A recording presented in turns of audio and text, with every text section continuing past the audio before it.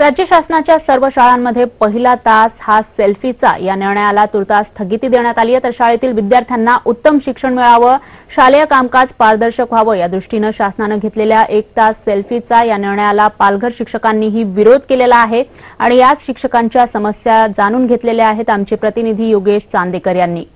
पालघर जिल्ह्यातील जो सेल्फीचा विषय होता, शासनाने सेल्फीचा निर्णय घेतला होता आणि या सेल्फीच्या निर्णयाविरोधात शिक्षकांनी कुठेतरी बहिष्कार टाकला होता आणि त्याचे निवेदनही देण्यात आले होते। याबाबत जे आहे मी मराठीने हा मुद्दा उचलून दिला होता आणि त्याच अनुषंगाने आज जो आहे शालेय शिक्षण मंत्री विनोद तावडे यांनी सेल्फी या निर्णयाला स्थगिती दिलेली आहे। एकंदरीत पाहायला गेलं तर येथे शिक्षकांच्या समस्या अनेक होत्या आणि सेल्फी हा अचानकपणे जो निर्णय झाला त्यानंतर शिक्षकांच्या महत्त्वाच्या समस्या होत्या आणि याला बहिष्कार टाकण्यात आला होता। आपल्यासोबत काही शिक्षक आहेत, आपण त्या शिक्षकांशी बोलूया।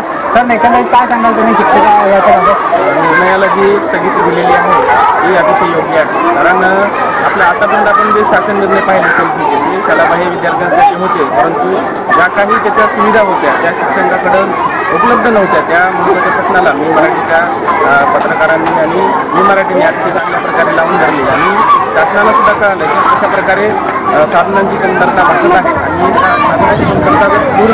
सर 3 नोव्हेंबर 2016 एक शासन निर्णय पारित करण्यात आला होता। त्या शासन निर्णयामध्ये म्हटलं होतं की जी अनियमित मुलं आहेत, जे शाळाबाह्य मुलं आहेत, त्या शाळाबाह्य मुलांना शिक्षकांच्या माध्यमातून शाळेमध्ये आणायचं आहे आणि शाळेच्या आणण्याचा पुरावा म्हणून सेल्फी काढायचा आहे आणि अशा पद्धतीचं एक गिअर शासनाने निघाल्यानंतर त्याचं तालुका जिल्हा स्तरावर त्याला प्रशिक्षण देण्यात आलं की तुम्ही सेल्फी काढायचंच आहे आणि सेल्फी जर काढण्यासाठी तुमच्या जर कॅमेरा नसेल, तुमच्याकडे जो अँड्रॉइड मोबाईल नसेल, तो मोबाईल शिक्षकांनी विकत घ्यायचा आहे आणि तुम्ही दाखवायचे की ह्या विद्यार्थ्यांना तुम्ही कसं ट्राय करला।